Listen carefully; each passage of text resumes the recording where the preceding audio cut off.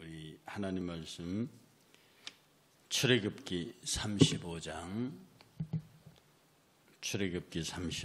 30절부터 36장 1절까지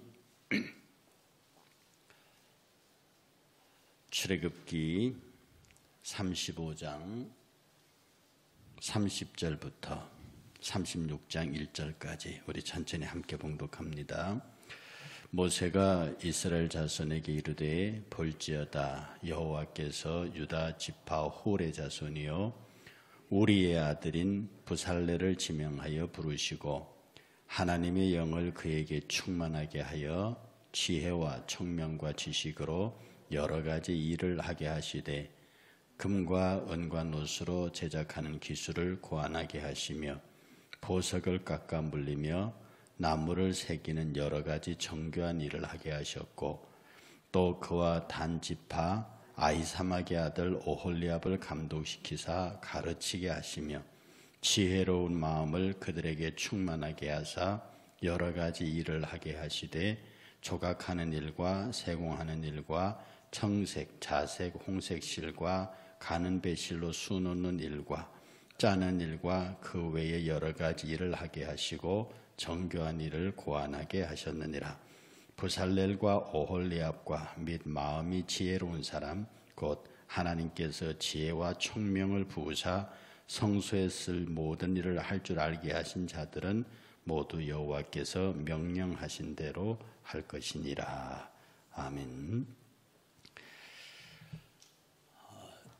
우리 1월 첫 주부터 성막에 대해서 성막이 이스라엘 백성들에게 갖는 의미 그리고 그 중요성, 그 구속사적인 의에 관해서 말씀을 드렸고요. 둘째 주에 그 성막을 짓고 또 그 성막을 어떻게 짓기 위해서 예물을 어떻게 바쳐야 할지 이스라엘 백성들이 어떻게 그 예물들을 가져와서 드렸는지에 관해서 지난 한 주간 말씀을 드렸고 그 첫 주는 성막의 의미, 두 번째는 성막을 짓기 위한 예물에 관해서 예물 드리는 자의 자세에 관해서 세 번째 오늘은 성막을 짓는데 건축 책임자들 하나님께서 어떤 사람들을 부르셔서 이 성막을 짓게 하셨는지 그리고 그들에게 어떻게 요구하셨는지 그들은 또 어떻게 순종했는지에 관한 성막 지은 사람들에 관한 이야기를 이번 주 월화수목금 함께 나누어 보고자 합니다. 먼저 하나님이 부르신 사람은요 부살렐과 오홀리압 그리고 거기 본문에 나와 있는 대로 부살렐과 오홀리압과 그리고 하나님께서 부르신 아주 성실한 사람들 그런 사람들로 구성되어 있습니다. 즉 마음이 지혜로운 사람 부살렐과 오홀리압과 마음이 지혜로운 사람 마음이 지혜로운 사람들 복수 그래서 이 세 부류의 사람들을 부르셔서 이 성소를 짓게 하셨습니다. 먼저 부살렐 같은 경우는 유다 자손 훌의 손자요 우리의 아들이다 이렇게 되어 있습니다. 35장 30절에 모세가 이스라엘 자손에게 이르되 볼지어다 하나님께서 유다 지파 훌의 손자요 우리의 아들인 부살렐을 지명하여 불렀다. 그리고 그가 여러 가지 일들을 총체적으로 책임지고 지휘하는 그런 모습을 봅니다. 또 35장 34절에 단 지파 아히사막의 아들 오홀리압을 감동시키사 가르치게 하셨다.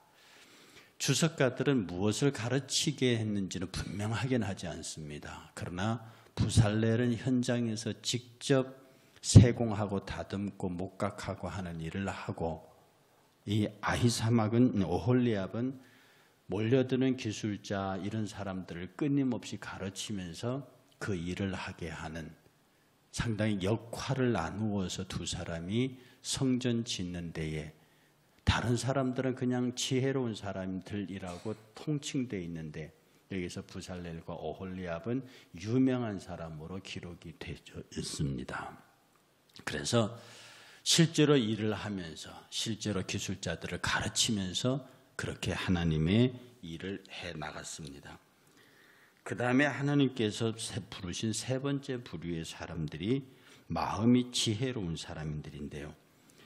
마음이 지혜로운 사람, 곧 여호와께서 지혜와 총명을 부으사 성소에 쓸 모든 일들을 할 줄 알게 하신 자들은 모두 여호와의 명령대로 할 것이다. 즉 하나님이 부르신 마음이 지혜로운 사람은 하나님께서 지혜와 총명을 부은 사람들이고요.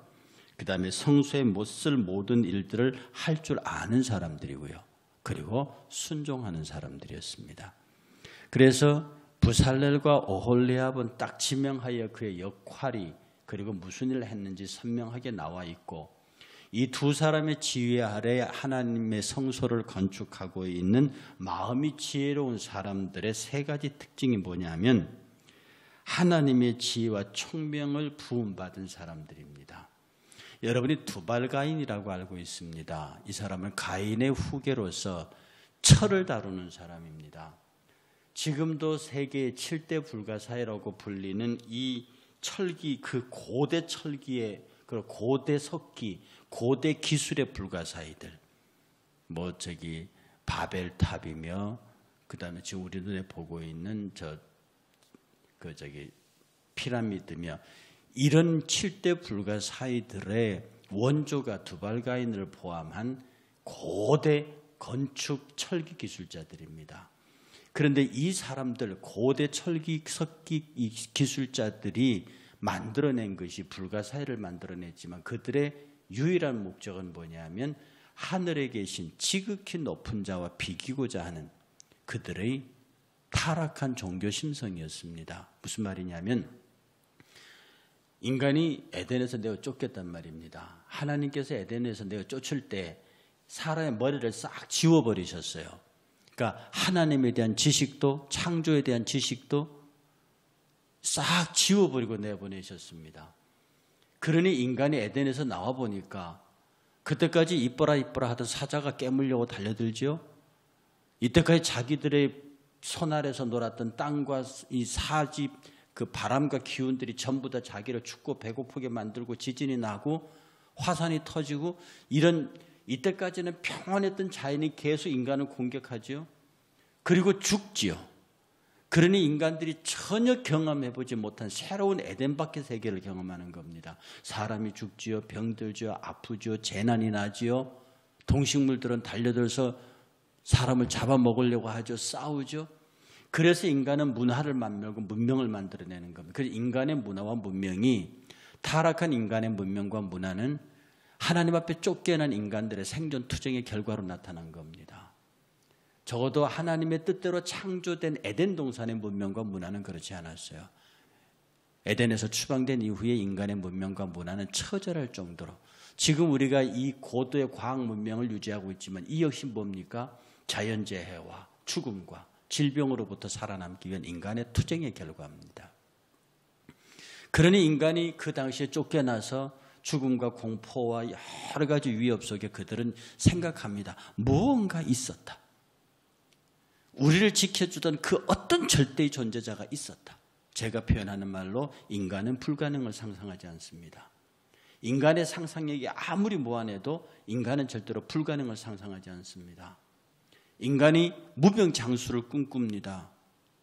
그러나 인간은 원래 무병장수했던 기억이 있어요. 원래 무병장수한 존재였고, 인간은 절대로 불가능을 상상하지 않습니까? 인간이 에덴에서 쫓겨나서 누군가 있었다. 우리를 지키시든 우리와 함께하든 우리를 돕던 그 누군가가 있었다. 그분을 찾아내기 위해 만날 수가 있어요. 그분은 하나님 만나 주셔야 만나는 분인데 하나님이 에덴에서 내어 쫓으면서 인간의 머리를 다 지우셨습니다. 이걸 칼빈은 전적 타락, 전적 무능이라 그랬습니다. 에덴에서 내보내면서 다 지우신 거예요. 그러니 스스로 인간이 찾아 나서기 시작합니다. 그 누군가를 찾아야겠다. 그래서 인간은 부처를 찾아내고 공자를 찾아내고 이슬람 힌두교에서의 각종 신들을 찾아내고 지금도 우리들이 그 신들을 찾아내고 있는 거예요. 이 세상에 태어난 모든 우상 종교들의 출발이 그렇습니다. 하나님을 알되 하나님을 영화롭게도 아니하고 그 마음이 흥하여져서 썩어지지 아니할 하나님의 영광을 썩어질 사람과 금수와 버러지 형상으로 바꾸는 우상화 작업이 나타났던 거예요. 이렇게 아담의 직계로 나간 두발가인 같은 하나님의 영이 없는, 하나님의 신이 떠나버린 인간의 기술은 비록 인간의 7대 불가사의를 만들었어도 그것은 하나님을 대적하는 것들이 됐습니다.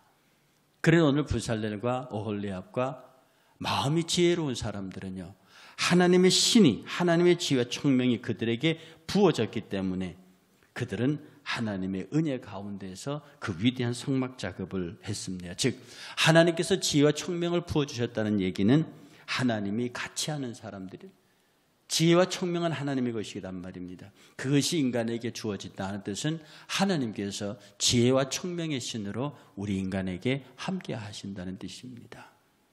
우리가 세상을 살면서 지혜와 총명이 필요하죠. 지식도 필요하고, 그런데 이 지식과 지혜의 차이는, 지식은 내가 배워야 하는 것이지만 지혜는 저 시골 무지랭이에 아무 일자 무식한 사람들이 참 보면 지혜롭게 사는 것들을 많이 봅니다. 그것은, 지혜는 지식에서 오는 것이 아니라 그 사람이 타고난 습성 속에, 오랜 경험 속에 그것들이 하나둘 자기도 모르는 사이에 삶의 방법으로 나타나는 것이 지혜라고 하죠. 그래서 이 지혜는 특별히 하나님의 은총을 입은 사람들을 우리는 지혜의 사람이라고 그랬습니다. 대표적인 사람이 솔로몬이죠. 솔로몬의 놀라운 지식도 지식의 근위와 성경은 솔로몬의 지식보다 솔로몬의 지혜를 더 높이 칩니다. 솔로몬을 지혜의 사람이라 하죠. 하나님께서 주신 겁니다. 성전 건축을 위해서, 성막 건축을 위해서 바라보던 이 부살렐과 오홀리압과 마음이 지혜로운 사람들은요, 하나님의 신에 충만했던 그런 사람들입니다. 두 번째, 그들의 특징의 모습이 성막에 쓸 모든 일들을 할 줄 아는 사람들이었어요. 다시 말해서 그들은 재능과 기술을 겸하고 있었습니다. 군주론을 썼던 어떤 철학자가 그렇게 말했습니다. 야망만 있고 실력이 없는 사람은 무능한 사람이다. 야망만 있고 이상만 있고 실력이 없는 정치가는 불행하다 그랬습니다. 우리 민족의 정치사에서도 그런 걸 많이 봅니다. 꿈도 있고 야망은 있어요. 그러나 그것을 이루어낼 실력이 없습니다. 실력이 없으면서 꿈과 야망과 이상과 자기의 이데올로기를 쫓아가면 그 나라와 그 민족 백성들이 힘들고 고달픕니다. 나라는 그렇게 망하는 겁니다. 마키아벨리의 얘기입니다. 꿈은 크고 실력이 없는 정치가는 불행하다. 그 나라는 망한다. 오늘 이 성막을 건축하는 사람들은요, 하나님의 지혜와 하나님의 총명에 의해 뿐만 아니라 그들은 이 성막 전체를 지을 수 있는 기술이 있는 사람들이고 또 동시에 재능이 있는 사람들입니다. 이 재능이 있고 기술이 있는 사람들이 이 하나님의 성막을 지었다고요. 오늘 우리 교회를 지어가는 사람들, 교회 봉사자들에게 요구되는 것이 바로 이 재능과 기술입니다. 우리가 성령에 충만한 사람이 되죠. 성령에 충만한 사람, 그 성령은 각자가 가지고 있는 재능과 기능을 쓰게 만듭니다. 여러분이 우리가 객관적으로 보기에 성령에 충만한 사람이라고 할 때에 어떻게 그를 바라보고 알아볼 수 있느냐 하면 그가 가진 재능과 그가 가진 기술이 교회를 위해서 어떻게 쓰이느냐를 보면 그가 성령의 사람인지 아닌지를 알 수 있습니다. 자기가 가진 재능을 다해서, 자기가 가진 기술을 다해서 내가 주의 교회를 위해서 하나님의 거룩한 성전을 지어간다는 심정으로 자기의 기술과 재능을 교회에 보태고 있는 사람, 성령의 사람들입니다. 그러나 자기가 배운 기술과 자기가 가진 재능을 세상을 위해서 돈을 버는데 여러 가지 일에는 너무나도 부지런히 110%, 200% 쓰면서 교회에 대해서 인색한 것은 성령의 사람이라 할 수 없죠. 그러니 여러분이 무슨 재능을 가졌든지 그 작은 재능이 교회를 위해서 쓰이길 바랍니다. 교회를 위해서 쓰이는 것은 우리 성도들을 위해서 쓰이는 것이고요. 성도들을 위해서 쓰이는 것은 곧 교회를 위해서 쓰이는 것이고, 교회를 위해서 쓰이는 것은 곧 하나님의 나라를 위해서 쓰이는 겁니다. 우리에게 작은 것이라도 주어졌을 때 그것을 기꺼이 성도들에게 내어놓을 수 있는 사람, 그것을 기꺼이 교회를 위해서 내어놓을 수 있는 사람, 기꺼이 하나님의 전을 확장하고 성장시키는데 지어가는 일을 하는 사람. 그래서 우리 교회에서 피아노하고 음악하시는 분들의 봉사가, 그리고 새벽마다 운전하시는 집사님의 봉사가, 그리고 교사들의 봉사가 여러 각 분야에서 맡아서 보이지 않는 데서 홀로 추울 때 청소하고 주차 관리하시고, 그 다음에 전도의 재능, 여러 가지 각각의 재능들을 통해서 자기의 일을 하는 사람. 이 사람들이 바로 지혜와 총명의 신 하나님의 임재하심을 통해서 자기가 가진 재능과 기술을 하나님의 나라와 그의 영광을 위해서 쓰는 겁니다. 하나님께서 이 부살렐과 오홀리압과 마음이 지혜로운 사람들을 불러서 그들에게 당신의 지혜와 총명의 신으로 충만하게 하시고, 또 그들이 각자 가지고 있는 재능과 기술을 성막 짓는 데 온전하게 쓰게 만드셨습니다. 이 성막 짓는 이 사람들의 이야기와 우리들의 이야기가 다를 것이 하나도 없는 거죠. 그리고 이 사람들의 세 번째 특징이 뭐냐면 여호와의 무릇 명하신 대로 할 자들입니다. 지금 우리 표현으로 하면 순종하는 사람들이죠. 이 기술자들의 고집이라고 하는 것은요, 여러분 중에도 기술자가, 특히 이공계통의 기술자들이 계시는가요? 특히 저희 전문가라고 하는 사람들, 어떤 분야의 전문가다 정말 고집셉니다. 이렇게 다른 사람의 이야기는 듣지 않습니다. 자기의 방법을 고집하고 자기의 학설을 주장하고 그런 게 있습니다. 자기 생각을 탁 펴놓고 거기에 맞지 않으면 상대를 비난하고 나무라는, 이게 소위 프로페셔널한 사람들의 특징입니다. 그런데 이런 기술을 가지고 재능을 가지고 있는 사람들에게 어쩌면 가장 필요한 것이 하나님의 말씀 앞에서 기꺼이 예스할 수 있는 마음의 태도입니다. 그래서 어떤 면에서 이 사람들이 하나님 앞에 불려왔던 사람인지 모릅니다. 여러분 가만히 생각해 보십시오. 여러분의 뜻과 의지대로 주의 교회를 섬겼는지, 주의 장막을 지었는지, 아니면 나의 지혜와 생각으로 내 뜻대로 지었는지 스스로 돌이켜보면 이 모든 일들을 감당해온 여러분들에게서 정말로 주의 의지였는지 나의 의지였는지를 돌아보게 됩니다. 특별히 오늘 여기 부살렐 같은 경우에는요, 그 이름의 뜻이 여호와의 그늘, 하나님의 그늘, 그런 뜻입니다.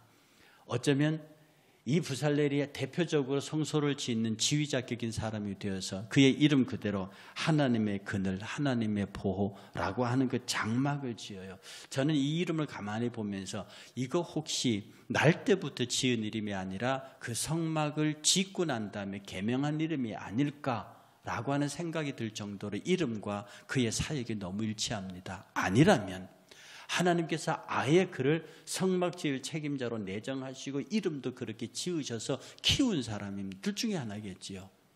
어찌됐든요, 하나님께서 그 사람을 지명하여 불러서 성소의 모든 일들을 주장하게 합니다.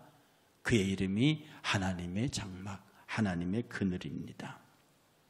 그 다음에 이 부살렐은요, 그 할아버지가 홀, 그리고 그 아버지가 울입니다. 홀 알지요? 그 사람이 누굽니까? 모세가 두 손 들고 기도할 때 한쪽에서는 아론이, 한쪽에서는 훌이 모세의 팔을 받치고 있었던 사람입니다. 그가 하나님 앞에서 그렇게 올라가서 아말렉과 싸울 때 모세의 팔이 올라가면 이스라엘이 이기고 팔이 내려가면 아말렉이 이깁니다. 그래서 아론과 훌이 양꼬대 잡죠, 양손을. 그때 한 손을 잡았던 사람이 이 부살렐의 할아버지입니다. 저는 이 광경을 보면서요, 훌이 모세의 한쪽 팔을 잡고 서서 이스라엘 아말렉과 싸우는 이스라엘의 승리의 장면을 봅니다. 가만히 보면요, 정말 우리가 신앙생활하면서 하나님의 전을 지켜야 할 이유가 저는 이 훌에게서 봅니다. 아론과 훌이요, 아론은 제사장 계열이에요. 훌은요, 그의 이름이 많이 나타나지 않습니다. 그런데 부살렐의 이름이 나올 때마다 훌이 따라 나옵니다. 그 할아버지의 아말렉 정복 전쟁에서의 그 혁혁한 공로와 신앙적 태도가, 그리고 모세를 도왔던 그의 뛰어난 모습이 부살렐로 하여금 이 엄청난 일들을 하게 만듭니다.